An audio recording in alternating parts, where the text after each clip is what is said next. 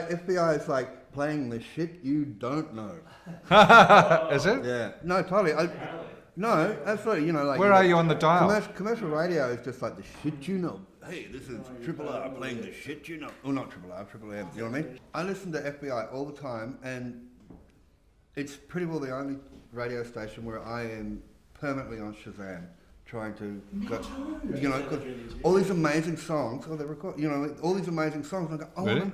You know what I mean? And there's not enough back announcing, by the way. But I Shazam everything on FBI because I just hear stuff I've never heard before. Awesome. And then do you like have that nice moment like 3 months later where you're like going through Shazam songs? You're like, oh my god, I'm a genius. Yeah, yeah, because then suddenly Triple J's playing it. Yeah, gets it. 94.5. Okay. Awesome. Would you remember that, Brian? 94.5, I was good at maths. There you go. I wanted to ask what you guys did to prepare in terms of movie watching for Sweet Country. Oh. And that's open to all three of you. Okay. The 60 only years ago. research you do is that through years and years you've watched different genres, and the Western is a fabulous genre, and you just you sort of know that you're going to be hot, and you know you're going to be on a horse, and you know you're going to shoot, and so you know that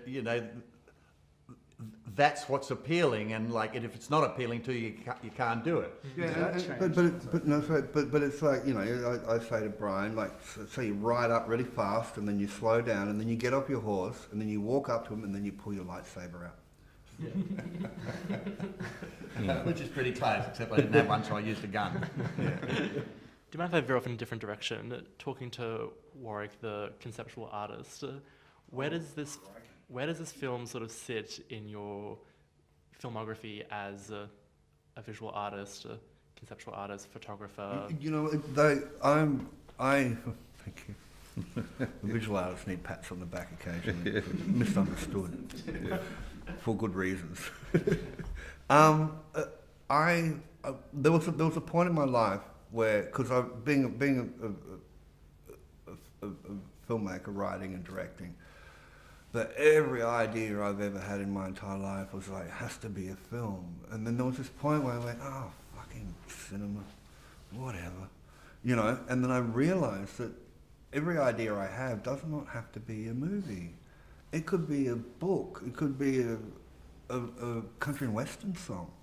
It could be a piece of furniture. You know what I mean? Like, you have to grab the story, the idea of what you need to say, and not necessarily it is a movie. So you open yourself up. And then when you open yourself up that way as a storyteller, you learn things. It's like, well, I've never made a chair before, so I'm going to go to tape. I'm going to learn carpentry. You know what I mean? And that's exciting in life. So visual arts, for me, is one of those kind of escapisms from this. Something that's cinema is very bloody expensive. And because it's expensive, it has a lot of pressure and performance issues. It has a lot of performance issues, you know what I mean? A lot of problems with that. Whereas with photography or, video art or these other things I do, there is no repercussions like cinema. I'm not dropping $4 million on a photo, you know what I mean? I've got a beautiful camera, I go out and I do whatever the hell I want. So it's kind of a respite, and it's almost like yoga or meditation in storytelling for me. The arts in that way. Even though cinema is arts, it's kind of my Bikram kind of, to go and take a photo.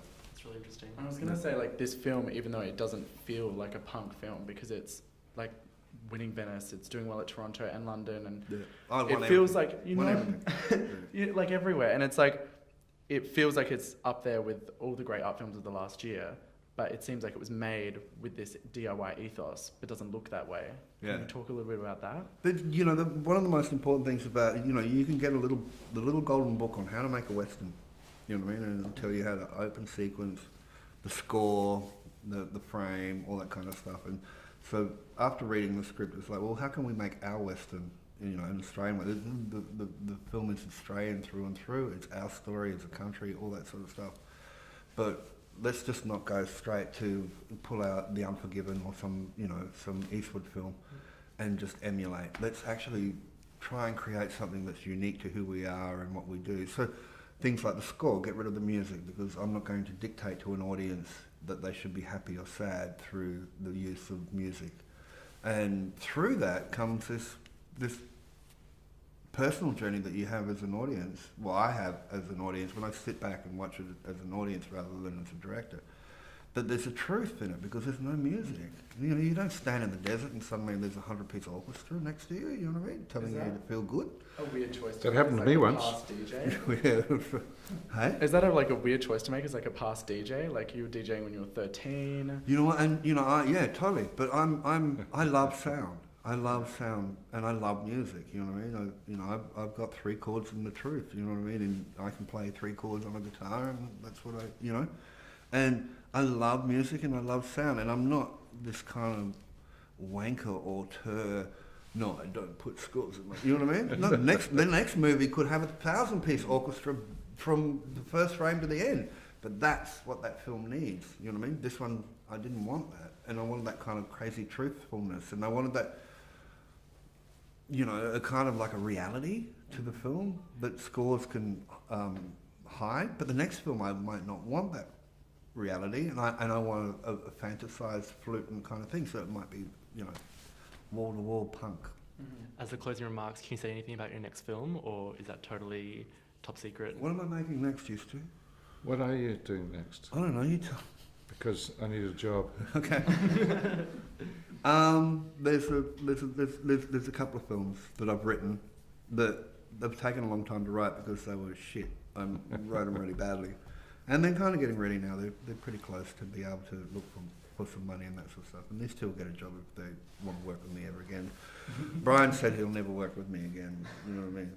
But that's to be seen. Well, I mean, you know, how much are you going to pay me? Sam, Warwick, Brian, thank you so much for the meeting with us Thank you today. so much for meeting Thanks, us. guys. Appreciate it. Yeah. Thank you.